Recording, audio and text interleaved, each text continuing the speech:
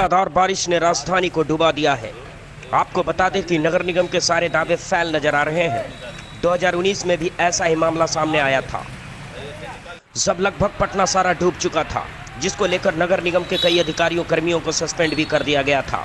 और आज इसी कड़ी में राजधानी पटना के लंगर टोली चौराहा और बिहारी साव लेन खैतान मार्केट सहित कई जगहों पर जलजमाव हो गया है।